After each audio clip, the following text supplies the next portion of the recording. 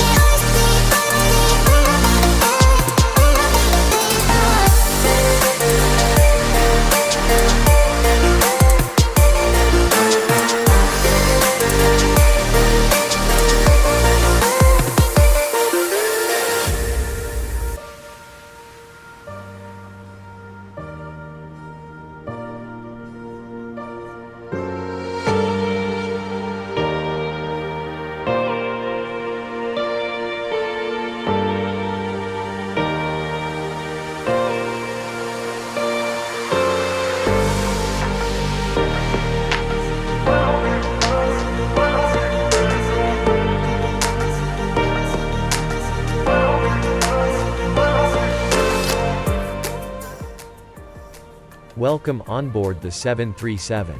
Let's go in the cockpit and teach you how to get this huge aircraft alive. Everything is completely off, so let's sit down and get to work. Alright, so I will explain everything to my ability while also trying to save time. Everything is off, meaning the first thing we need is electrical power. This aircraft has 4 sources of electricity that we must go through. 1 is the battery. 2, the ground power unit. 3, the auxiliary power unit, or APU for short. And 4th, the engines. We will go through each one of them progressively starting with the battery. We must always hand the power to each source and must never let the aircraft lose electricity. So let's turn on the battery first, and for that we will go to the overhead panel.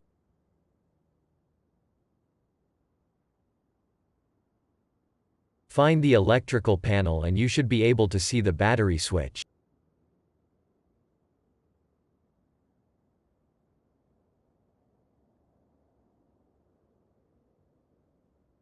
Turn it to the on position, then close the cover. As you can see, we are draining the battery. It's super important that we help the battery by supplying the aircraft with another source of electricity. In that case it would be the ground power unit. But we'll get to that on a second. Next, arm the emergency exit lights.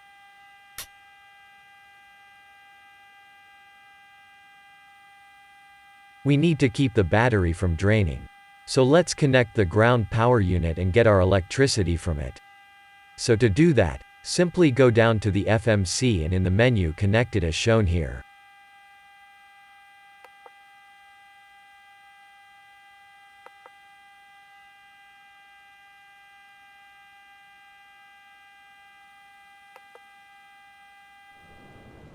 So now the ground power unit has been connected.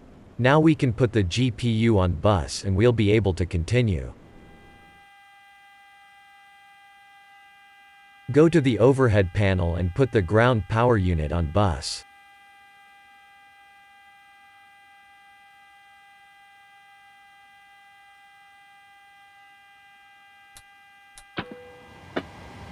Now you see that more things are coming to life. More systems are running now.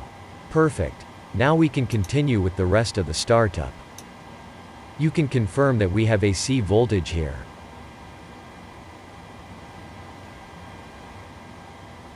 Now, turn on the window heat switches to keep the windows from condensating.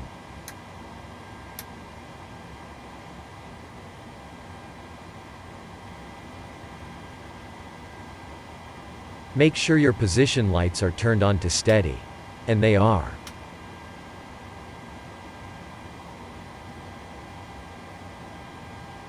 Next, I like to turn on the no smoking signs on. In this case is just labeled, chime. Then we have to align the IRS, or the inertial reference system. This is super important, as this will tell the aircraft where exactly is in space. Meaning what is its position in the world. And this is obviously to be able to use navigation systems. So put both IRS switches to the nav positions. And then if you come up here and move this knob, you can see how long the IRS will take to align. In this case, 7 minutes. But that's okay because we still have more things to do in the meantime. Since we are up here, we can test the flaps indicator. And also do some overspeed warning test.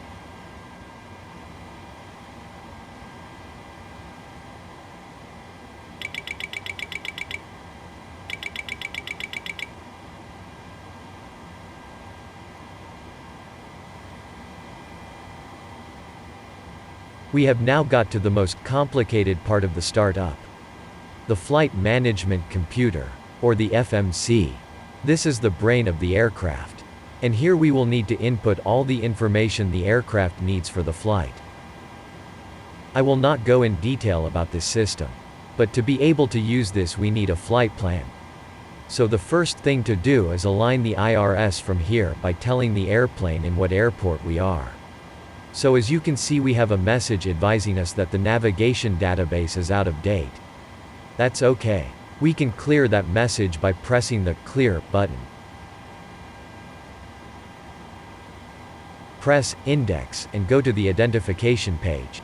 And check that the aircraft model is correct as well as the type of engines you have.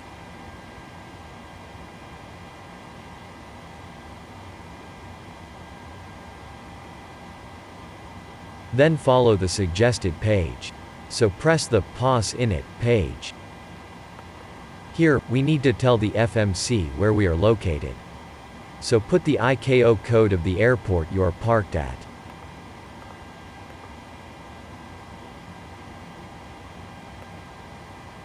Notice that after doing so you get the airport coordinates. Go to the next page and copy the coordinates of the left GPS.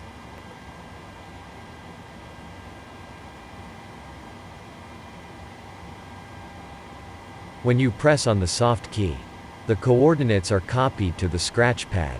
Take those coordinates and go back to the previous page. Then paste them in the IRS position.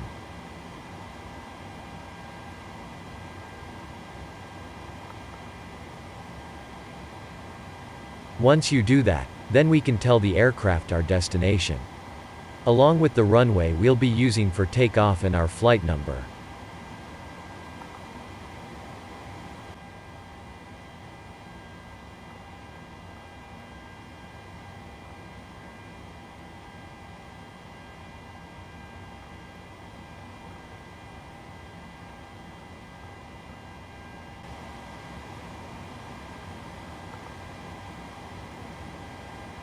Now the airplane knows its position and will start to align the IRS.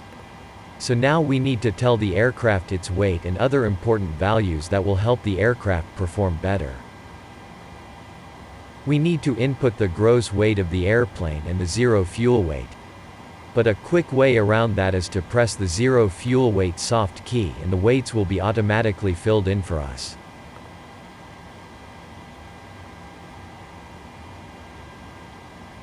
We need to also input the fuel reserves and the cost index number. These usually come calculated in the flight plan.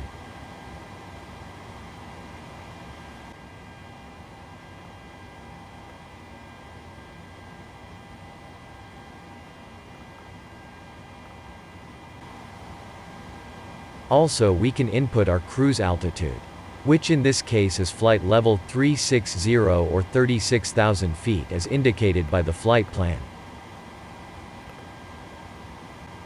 And once again, move to the suggested page, which in this case is N1 limit.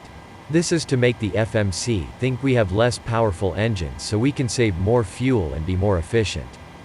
However, this runway is really short so we need as much power as possible. So moving on to the takeoff page. We need to tell the FMC what degree of flaps we will be taking off with.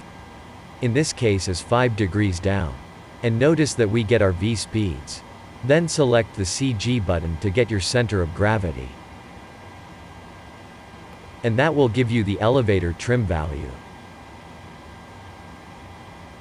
So I made a mistake here and put the V speeds too early. But ignore it for now.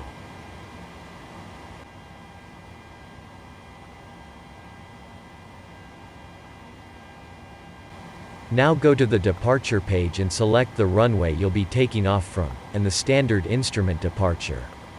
Again, this information is provided by the flight plan. Notice that the V speeds were deleted. We will have to put them again later.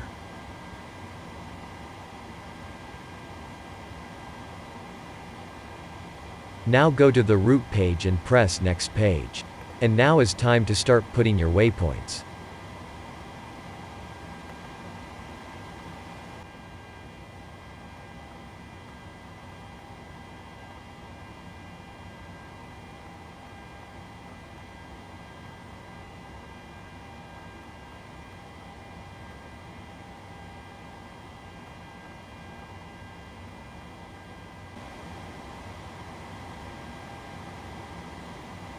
Once is done, go to the departure and arrivals page. And select your standard instrument arrival and your landing runway.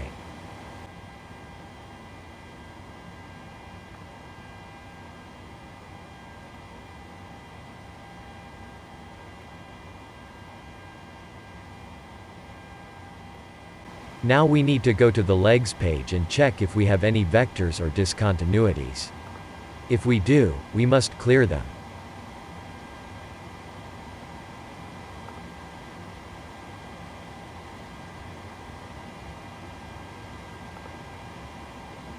There it is. A vector. To clear it, press the key after the vector, then paste it right at the vector or discontinuity.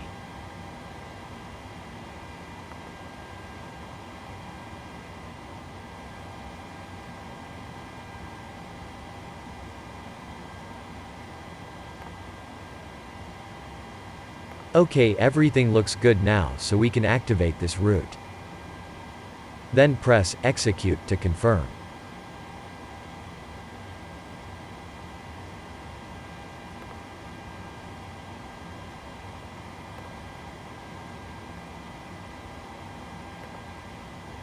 Great. So now we can go and check our route and make sure it makes sense. So we can go to our multi-function display and check. The magenta line indicates the route. But we need to see the entire route so we don't have any surprises. So go ahead and change to plan mode and zoom out on the scale.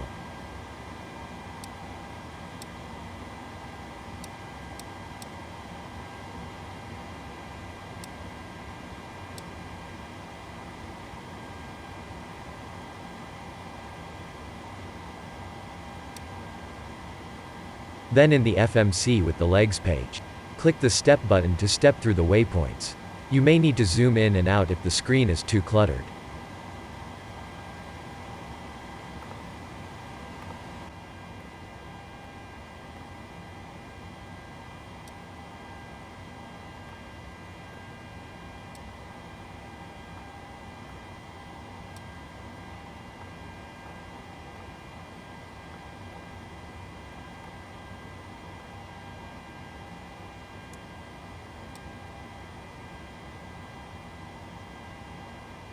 So everything looks good and makes sense.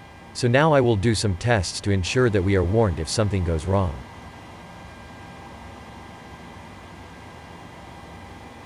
First, we will test the oxygen masks.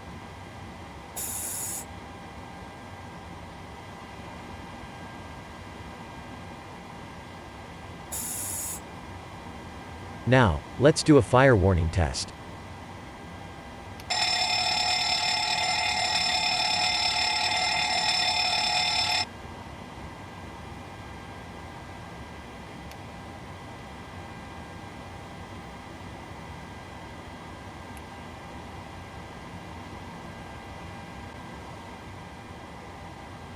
APU fire test.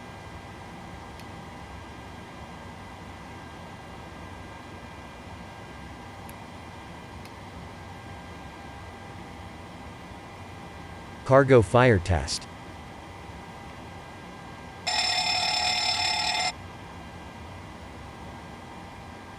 Terrain collision avoidance system test.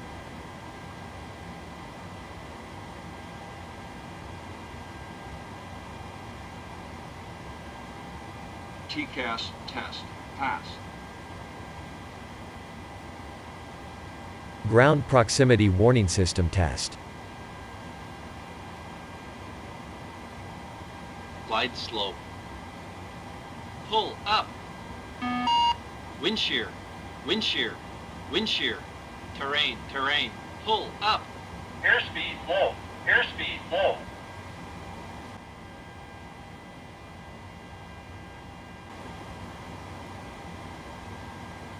Testing all the lights in the cockpit.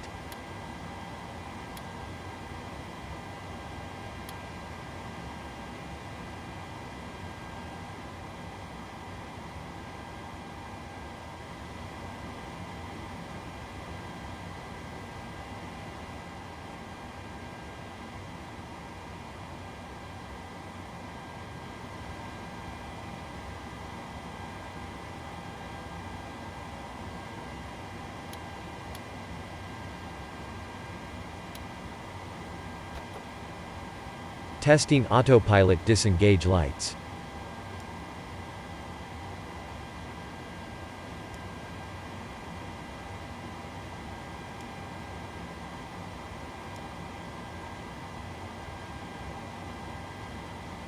Testing stall warning yoke shaker.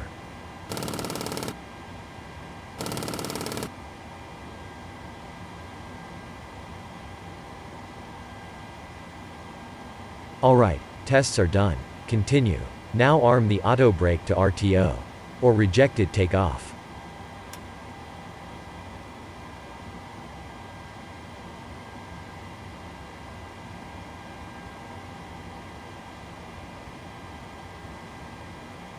Now, I will start setting up my autopilot.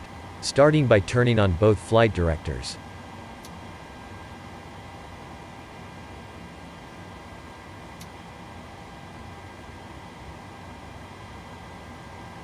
Then I will insert my airspeed for takeoff.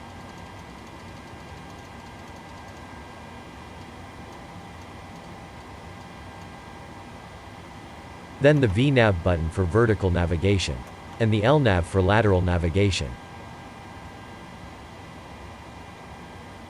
Then I will set my cruise altitude, which is 36,000 feet.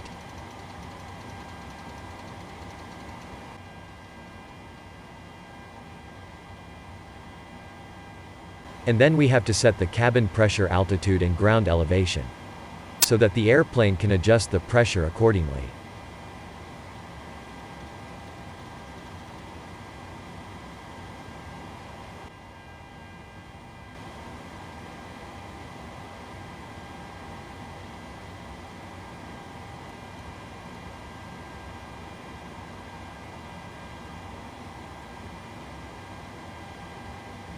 The door is still open. Let's go ahead and close it and get ready to start the engines.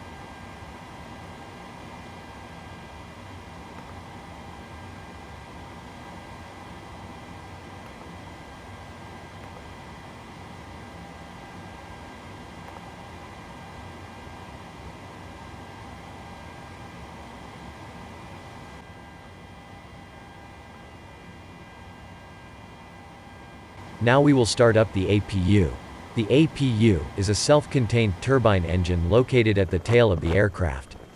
Its purpose is to generate alternating current electricity for the airplane and also generates lots of air. The air is needed to spin the main engines for startup, as well as using bleed air for air conditioning. So let's go to the overhead panel and turn on the APU, but to do so we must turn on the left forward fuel pump. Since as an engine it requires fuel, which is why we turn it on until engine start, to save fuel.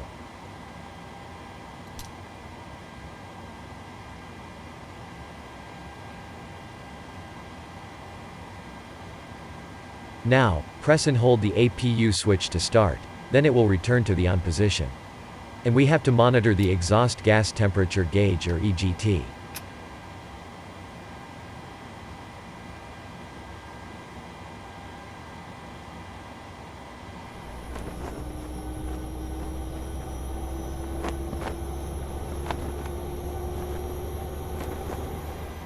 We have to wait for the EGT temp to come down.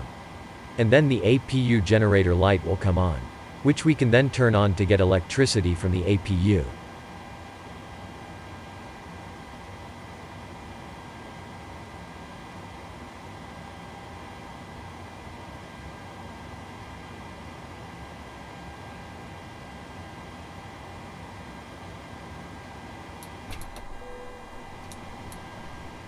Now we are supplying power from the APU, so we don't need the ground power unit anymore.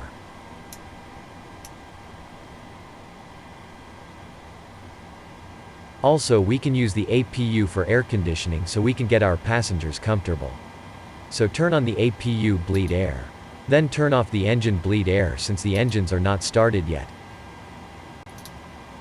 Then, go to the packs, or pneumatic air conditioning kits, and put them on the auto position. Now you can hear the air conditioning in the cockpit. Turn on the seatbelt signs for the passengers.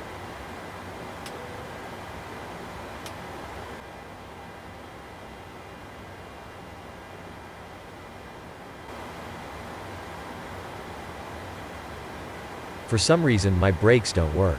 Probably due to one of my controllers interfering, LOL. Now we can disconnect the ground power unit.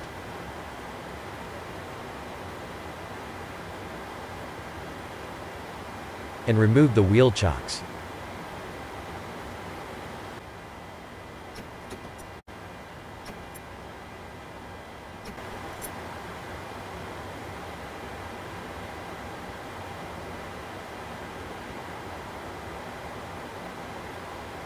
Now we turn on all the fuel pumps. But since we only took fuel from the left side, we must balance the fuel across the plane. So we will have to open the cross-feed valve to allow to be even.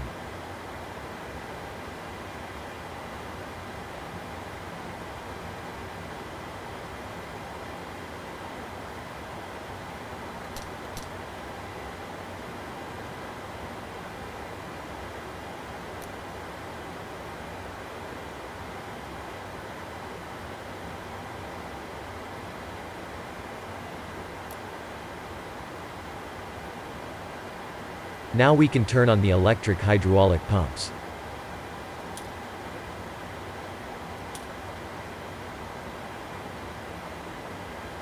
We're about to start up the engine, so let's turn on the anti-collision lights so no one gets near the airplane.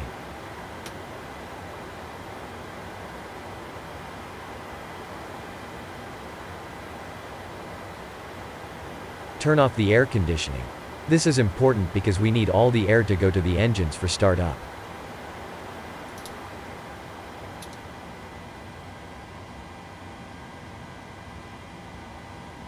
Time to start up the huge engines.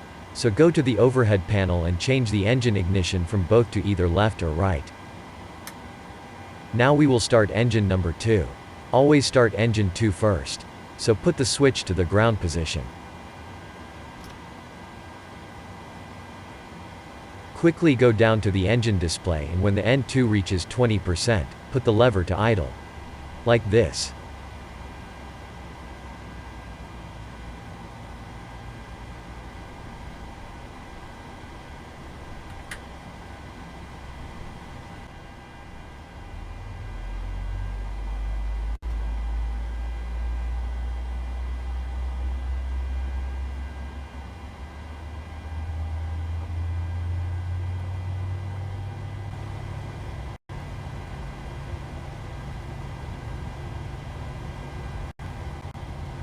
Go back to the overhead panel and wait for the switch to return back to its position.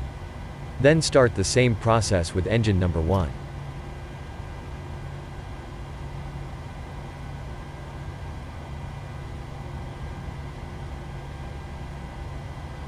Usually you would do the pushback first and then start up the engines as you get pushed, but since we are already facing out, we don't need to push the airplane.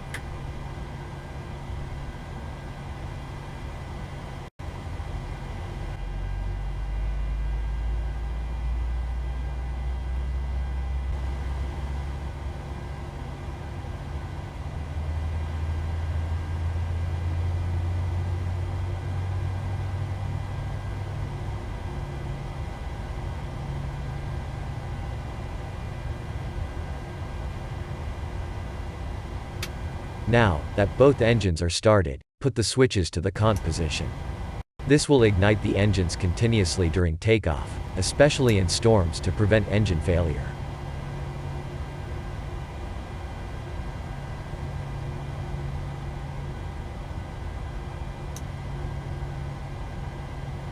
We can now put the engine generators on bus and turn off the APU. And turn on the air conditioning again, but this time with the engine bleed air instead of the APU bleed air.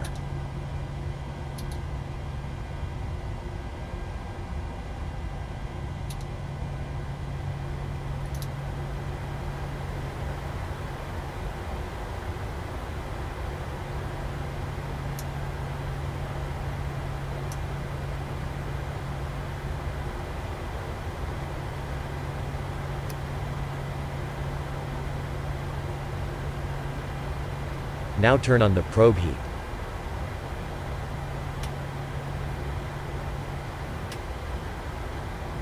And the yaw damper.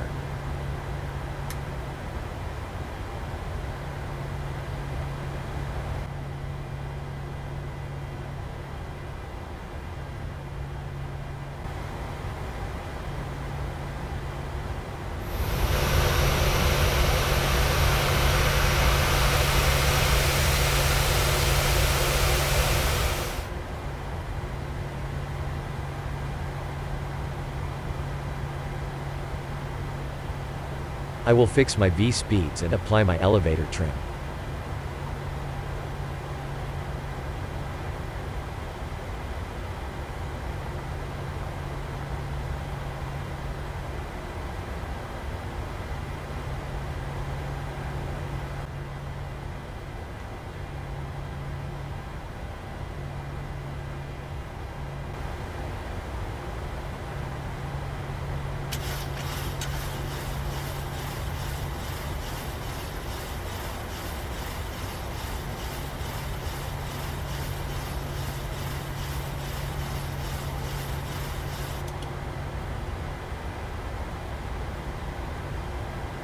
I can now lower my flaps to 5 degrees and then test my flight controls.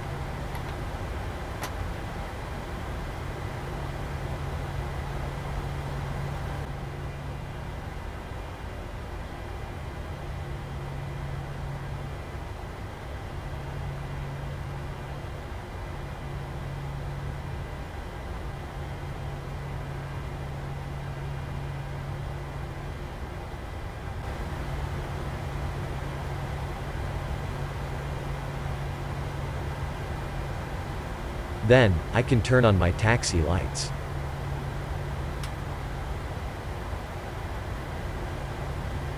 You can remove your parking brake, then start taxiing to the runway.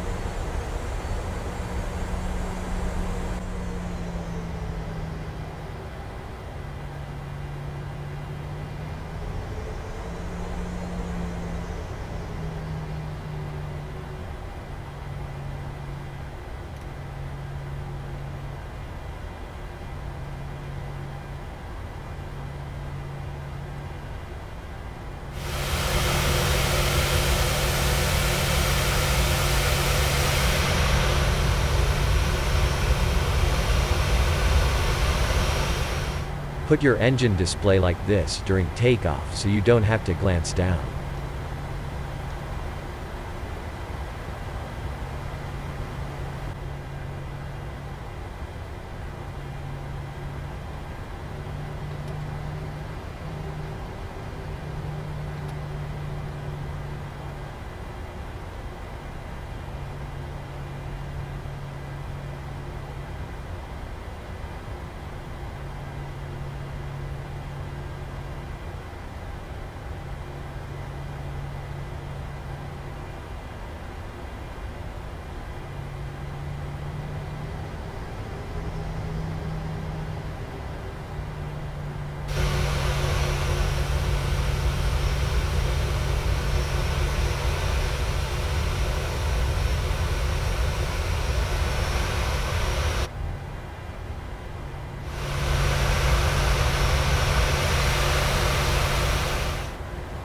Check both sides are clear. Then turn on your landing lights and your runway turn-off lights.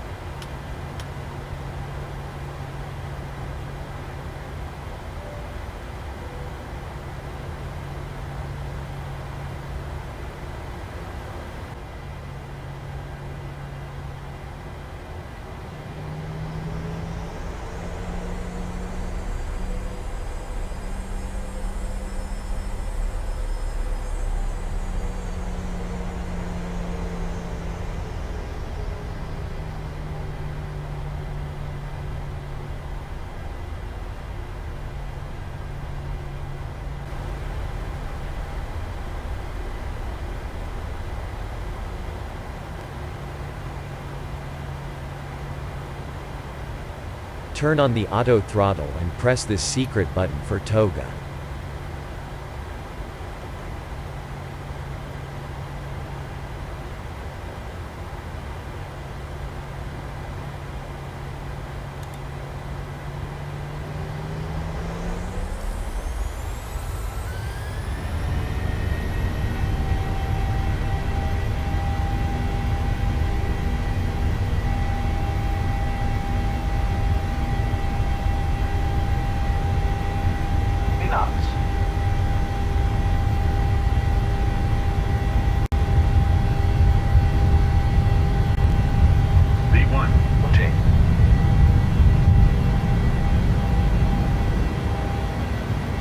Positive rate of climb.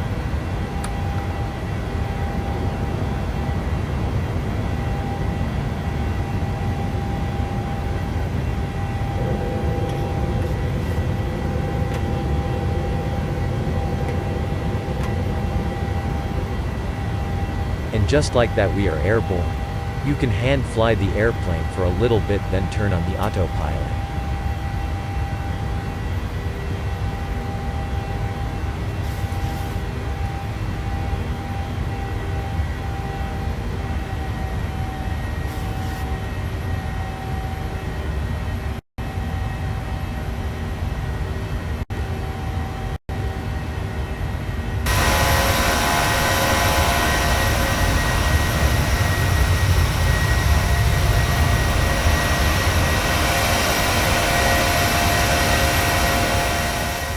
And this is it for today. I really hope you learned something new today. If you want me to go more in detail about the takeoff, let me know in the comments below. I put a lot of effort and time making this video for you. I would appreciate it if you like and subscribe. Thank you for watching and see you in the next one.